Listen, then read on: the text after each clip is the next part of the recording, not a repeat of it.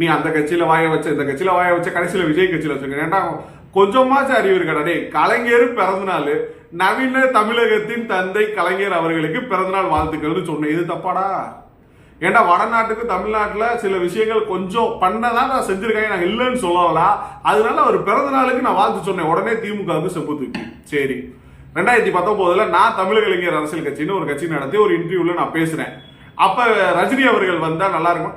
ஆமா, 2019 யாருமே இல்ல, புதுசா ஒரு மாற்று அரசியல் வேணும்னு நான் சொல்றேன். ரஜினி வந்தா நல்லா இருக்கும்னு சொன்னேன். உடனே ரஜினி கட்சியில இருந்தேன்ட்டாங்க. சரி, அது எல்லாத்தையும் விடுங்க.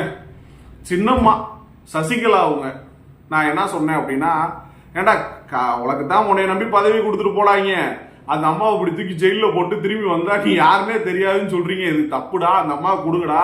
திமுக எதுக்கணும்னா ஒரு ஆளுமை மிக்க தலைவர் வேணும்டா. நீங்க இப்படி காலில் விழுந்து போனீங்கன்னா ஆட்சி நடத்த முடியாதா? நான் அப்ப சொன்னேன், இப்பயும் சொல்றேன். சசிகலா அம்மாவை கொடுத்தீங்கன்னா என்னால திமுக ஆட்சிக்கே வந்திருக்காது. அவ்வளவு கட்டமைப்புல வச்சிருப்பாங்க. அதனால அவங்களுக்கு ஆதரவா நான் சொன்னேன். இது தப்புன்ட்டாங்க. உடனே அதிமுக செம்பு தூக்கிட்டாங்க. சரி, எடப்பாடி பழனிசாமி என்ன பண்ணாரு அப்படின்னா, முதலமைச்சர் வேட்பாளரா திமுகவை எதிர்த்து நிக்கணும். அதுக்கு ஓபிஎஸ்ஆ இபிஎஸ்ஆன்னு வந்துச்சு. ஏங்க, ஒரு பிரதானமான ஒரு ஆளுங்கட்சியை எதிர்க்கக்கூடிய பிரதானமான எதிர்கட்சியில ஒரு முக்கியமான வேட்பாளர் இருக்கணும். அவர் தகுதி வாய்ந்தவரா இருக்கணும். அவருக்கு அப்பதான் ஆட்சியை பிடிக்க முடியும். திமுக ஆட்சிக்கு வரக்கூடாதுன்றதுக்காக அந்த விஷயத்த நான் சொல்றேன். உடனே நான் எடப்பாடிக்கு போயிட்டேன்.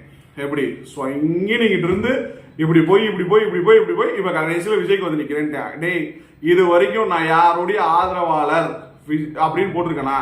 நான் 2019 தமிழக இளைஞர் அரசியல் கட்சி ஆரம்பிச்சேன். 2021 அனைத்து மாணவர் முன்னேற்ற அமைப்புன்னு மாத்தி இப்போ வரைக்கும் அனைத்து மாணவர் முன்னேற்ற அமைப்பு தான். தலைவர் விஜய் அவர்களுடைய ஆதரவாளர் தான். நான் யாருக்கு பிறந்தநாள் வாழ்த்து சொன்னாலும், யாருக்கு கருத்து சொன்னாலும் கீழே தமிழக இளைஞர் அரசியல் கட்சின்னு இருக்கும், இல்லைன்னா அனைத்து மாணவர் முன்னேற்ற அமைப்புன்னு இருக்கும். இது வரைக்கும் நான் யாருக்குமே ஆதரவாளராக செயல்பட்டது கிடையாது. இது தெரியாம மக்கள்கிட்ட கேவலமா என்னை பத்தி சொல்றீங்க. நல்ல விஷயம்தான். ஏன்னா விமர்சனம் பண்ணா கூட நம்மளை பத்தி பேசுறான்றது கொஞ்சம் சந்தோஷமா தான் இருக்கு. ரொம்ப நன்றி. இன்னும் கொஞ்சம் விமர்சனங்கள் பண்ணுங்க. உங்களுக்காக காத்துக்கிட்டு இருக்கேன். நன்றி.